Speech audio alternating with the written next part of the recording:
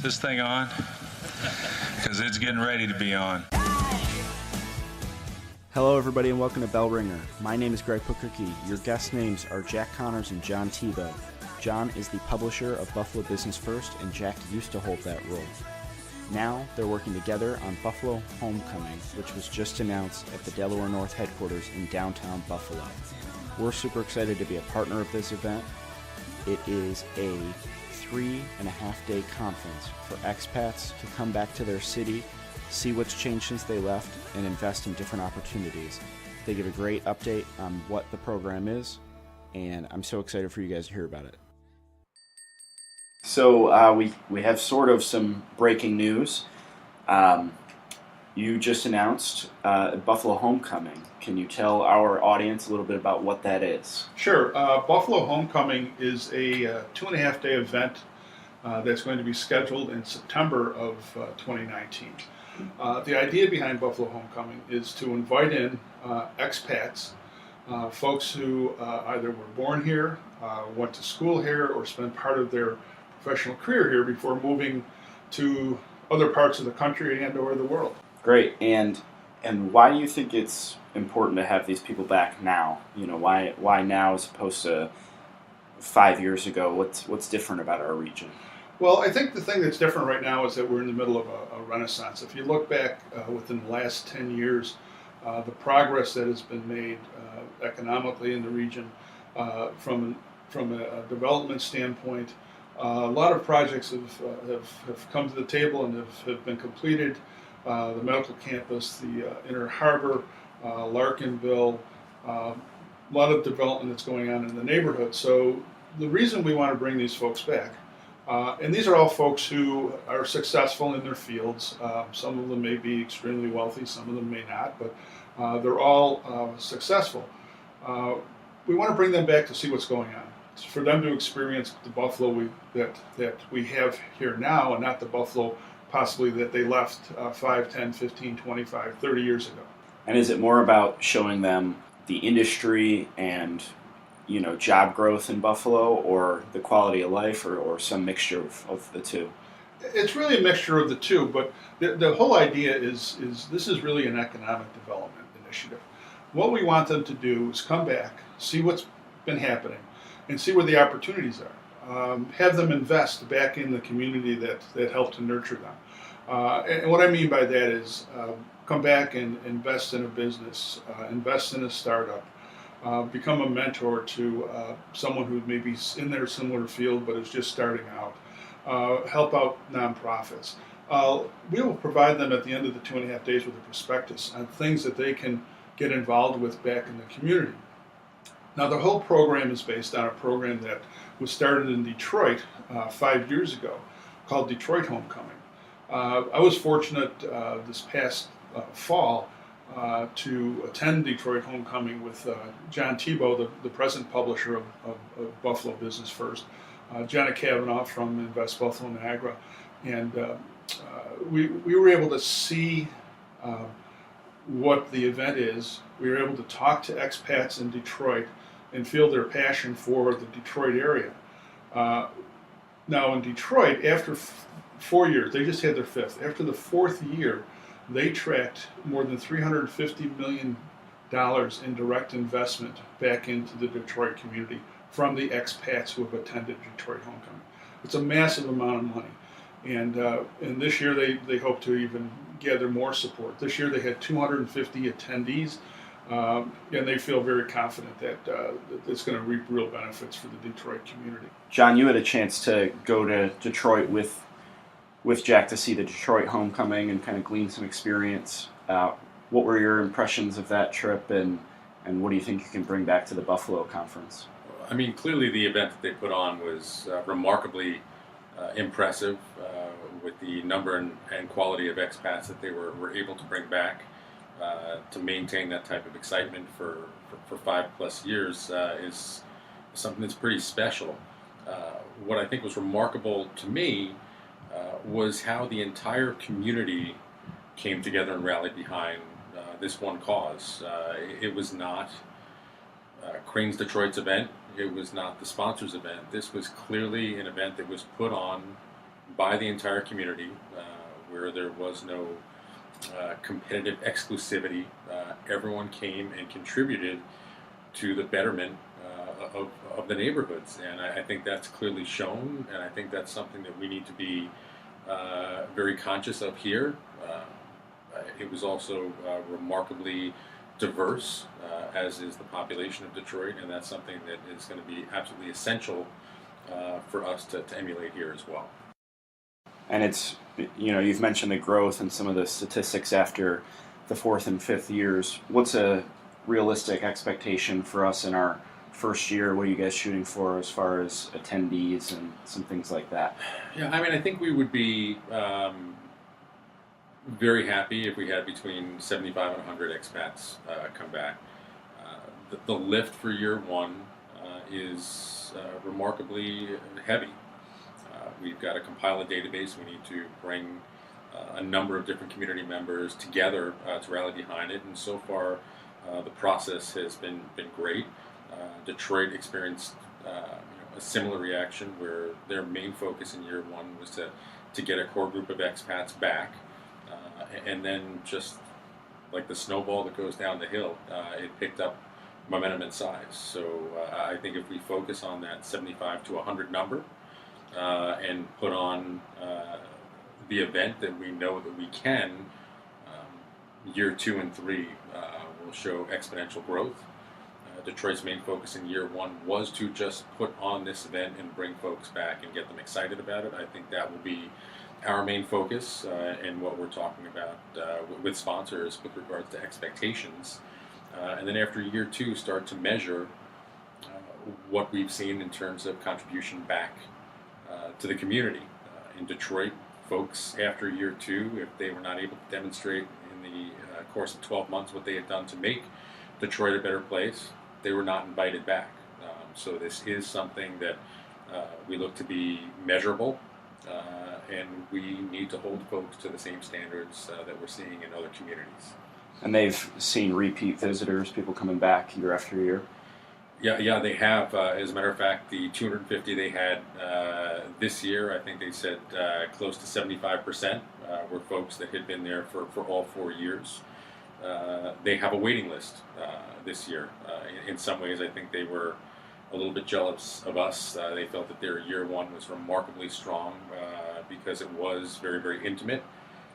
When you have 250 expats and 250 locals, you start to lose some of that intimacy. But again, they're not going backwards with regard to the size. The more folks that you can have there and participating is very, very important. But they do have a waiting list, 1,000 folks in their database right now, and that is a position that I think we would love to get to. Probably not in year 2, but certainly year 3 or 4. So what type of events did Detroit have for their expats, and what can people that are going to come in September back to Buffalo expect? Well, the day starts with registration midday on a Wednesday, and then there's some panel discussions. We'll probably do something on development and development opportunities. Then in the evening, there's a dinner for the expats. It's invitation only. There are no tickets sold to any of these events. So the dinner in the evening will have a couple of keynote people discussing what's going on in Buffalo. I don't want to say speakers because we don't want people to just sit there and listen. We want some interactive conversation with the individuals. We don't know who's on the agenda yet. We're going to have our host and steering committee help us put that agenda together, along with input from expats who commit to come. The next day will be a series of, again, let's say mini panel discussions, everything from education to development to nonprofits and culturals, you name it. We're gonna cover everything that's going on in the community, and that interspersed within that day will also be tours out to some of the areas of the community. And we're not going to just look at the bright shiny objects like the Inner Harbor and Medical Center, which we will, but we're going to take people out into the neighborhoods, show them the development that's going on in the neighborhoods, take a look at what needs to be done yet in those neighborhoods. There's a great want in the city of Buffalo. One of the things that we've seen over the years is that it hasn't been equitable in the community as to who's succeeding and who's not succeeding. So we want to show the community as we see it every day. Yeah, there's some great things going on, but there's things that need to be done yet. We were talking downstairs. William Fickner is an alum of the high school that I also graduated from, and I think it was about a year ago he donated some money to the auditorium, and they named it after him. It seems Buffalonians really care about where they came from. Why do you think that is, or why do you think that's such a good fit for our community? Well, I think a lot of it has to go with number one, the community's personality. I mean, very seldom will you ever find someone who talks about Buffalo as being a cold, unwelcoming community. I think Buffalo's always been a warm, welcoming community. Years ago at Business First, we did a publication for the Buffalo Bills called Bills Insider. It was from an editorial standpoint, it was a wonderful success. From a financial standpoint, it was a disaster because we started it the last year. The Bills went to the Super Bowl, and of course, things started to go downhill after that loss. Yeah. But we had a chance to interact with Bills backers around the country. So we worked with the Bills, and we worked with the folks who organized the Bills backers, and the passion that just the Buffalo Bills fans who lived all over the country had for the team, and not only the team but for the community, was incredible.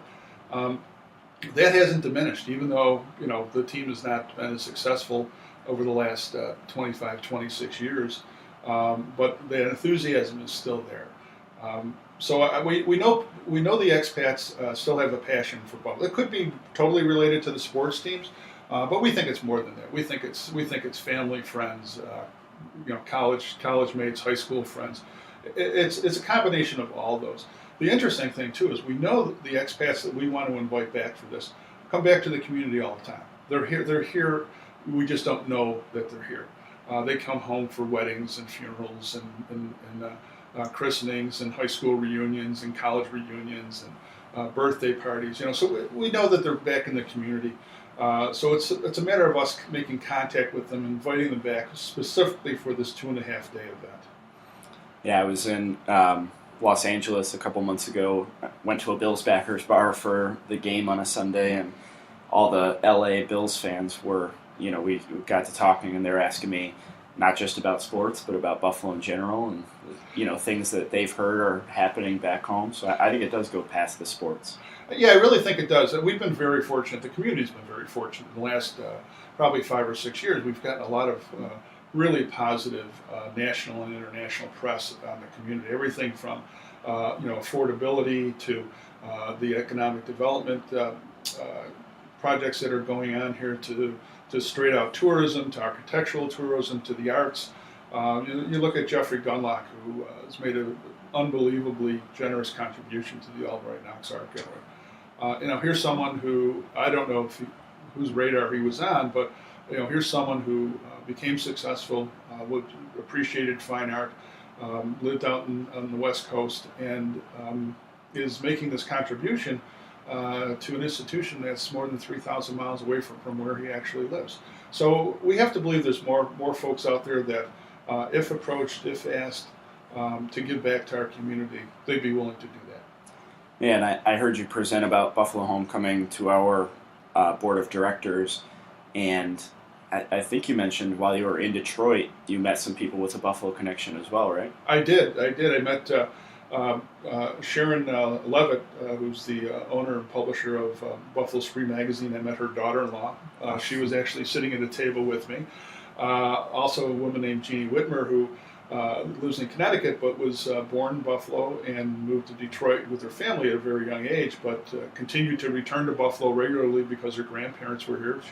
First question she asked me was, what's the status of the Buffalo Zoo? And I had to let her know that the elephants were being moved. And she was a little disappointed with that because that was her and her family's favorite place to go was the elephant house and to see the elephants. So a lot of people around the country, especially in the Northeast, when you look at it, have a connection to Buffalo and really enjoy being here. The one thing I want to ask both of you, and we'll go with Jack first, what are you most excited for expats coming back home to see? What are you most excited to show them? Well, I think we're most excited primarily to show them some of the shiny new objects that are out there. The medical campus, the Inner Harbor, Explore More will be open at that time. Have them see those things, and have them then see what the potential is for the community going forward. John, what would you say is you're most excited to show people? I think Jack hit the nail on the head. One of the largest differences between us and Detroit is the sheer size of the two markets. In many ways, while some of the redevelopment that we've seen here is equal to that of Detroit, but Buffalo being roughly a third, is that correct? A third of the size. It really is clear that we are probably a little bit further along in our renaissance than they are. And I think that's going to have a big impact. But as Jack had said, a lot has been done already, but there is still a lot of work, and I'm going to say probably a better word is a lot of opportunities for folks who want to come in.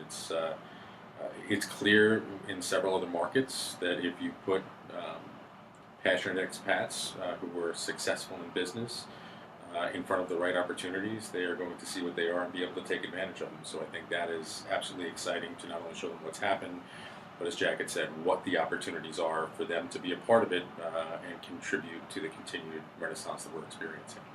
I think one of the things we have to realize too is that it really is an environment that we're asking them to come back and look at.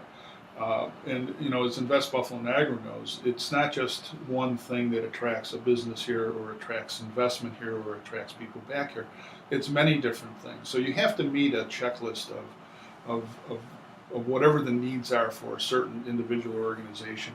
And that's where having the entire community involved in this, if nothing the first year, if we get feedback that gives us positive things to try and change. We need to look at it community-wide. It just can't be one organization or one individual making those changes. It has to be everybody pulling together to do that.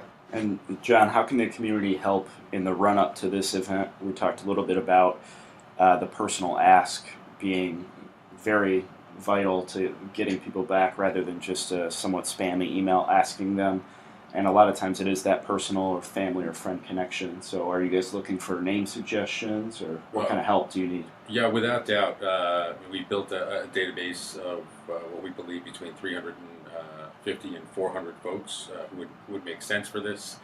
At this point, our hope is to grow it to over 500 in the next couple of months, and it seems to grow every day as we go out and talk to folks. They say, well, this person should be here, this person should be here.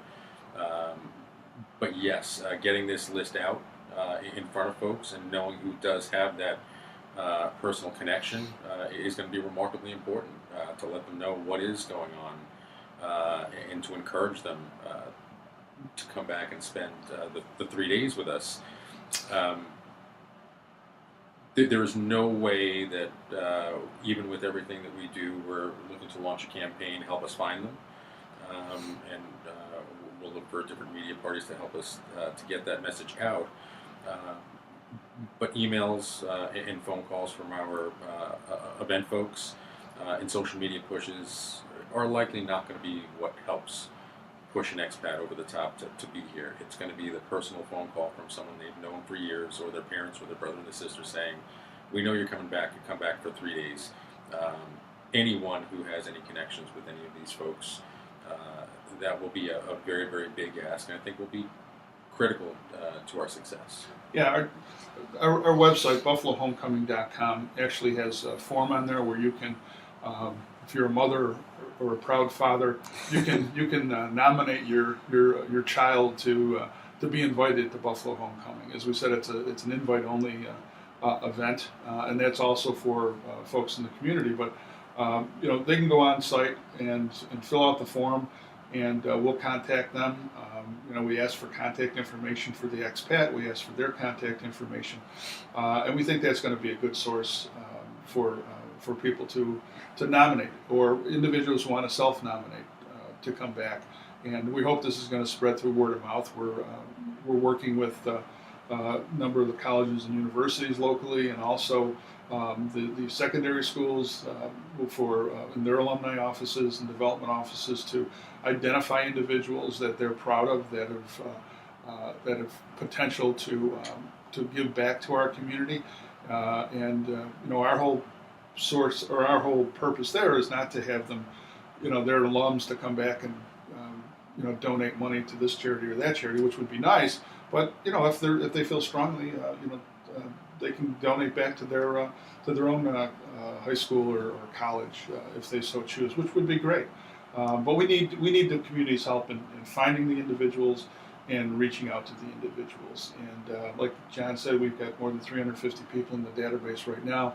We hope to grow that to well over 500, and it'd be great if we had a waiting list. You mentioned this is really a story about our economic development and our resurgence.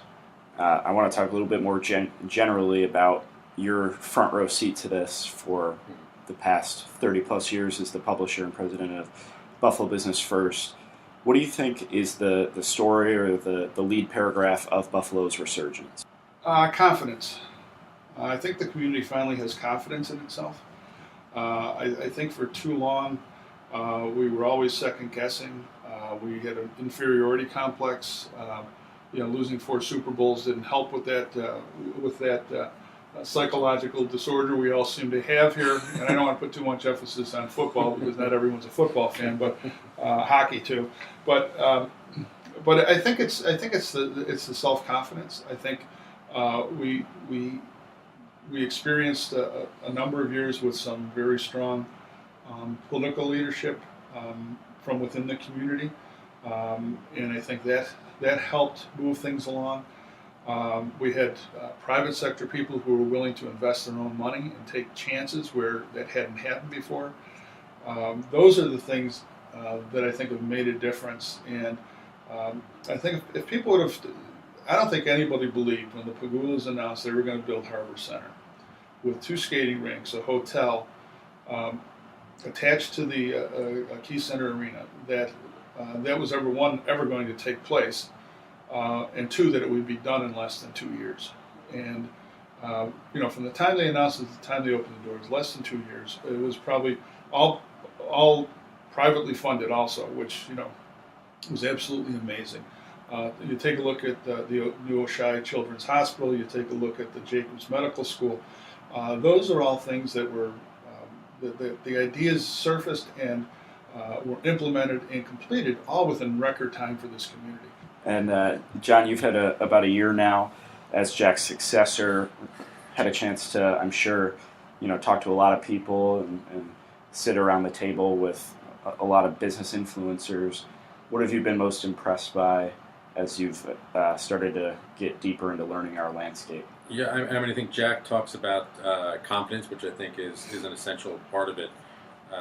But one of the things that I think has also made this renaissance possible is the sense of community. And I think when you combine confidence with community, some amazing things can happen. I met my wife in 2003. She grew up in Orchard Park, and she made it clear by the end of 2004 that one day we would be coming back to Western New York. Mm-hmm. I kind of chuckled at that time. But she had often said, if you were coming from the outside, the worst news you could hear from your company was that you were being transferred to Buffalo. And then after you got here, the worst news that you could get was that you were being transferred out of Buffalo. And I think that is remarkably accurate. The quality of life that this area presents, the sense of community is parallel to none. And to be part of something that truly looks to be a force to be reckoned with, I think is very, very exciting. And to see Buffalo getting its due credit and praise in national coverage in the press, I think is essential to dispelling a lot of the rumors about what Buffalo really is. I will never forget the first winter storm that we were here. My son woke up one morning and saw a foot of snow on the ground and said, "Yay, no school!" And Wife said, "Yeah, buddy, no. You will have school today." Sure. Do we get more snow than most? Absolutely. But we know how to handle it here. It doesn't stop things. Folks flourish and thrive when these types of conditions come down. But the impact, and I think that the bad rep that Buffalo gets, it is nothing and not accurate compared to so many of the other things that this community has to offer. So, as Jack had said, combining confidence and the sense of community, I don't think there's a lot that can be done here. Right. And snow melts. It absolutely does, and there is no better place to be May, June, July, August, September, and hopefully all of October in the United States. Yeah. Well, I want to thank you guys for the work you've done on this project and celebrating our successes, and trying to have a hand in fixing some of those things that need fixing. And we're excited to be a partner for the event. Before I let you go, we have a few hard-hitting Blizzard round questions for you. So we'll go Jack, John, and then back to me for the question. If you were a flavor of ice cream, what would you be? Cherry vanilla twist from Framed Seal. Cookie dough. What's a book or TV show that you'd recommend? Happy Valley on Netflix. I just finished both seasons of Ozark and can't wait for season 3. I love Ozark. Text or phone call? Text. I'm going to take the phone call. Bills or Sabres? Bills. Sorry to make you talk more about football. I can't choose. I watch them both. Okay. Hiking or skiing? Skiing. Skiing. And last question, chicken wings, drumstick or flat? Drumstick. Is there really a flat part? Absolutely the drumstick. 3 drumstick, guys. Thank you guys very much. Great, thanks, Craig. Absolutely our pleasure.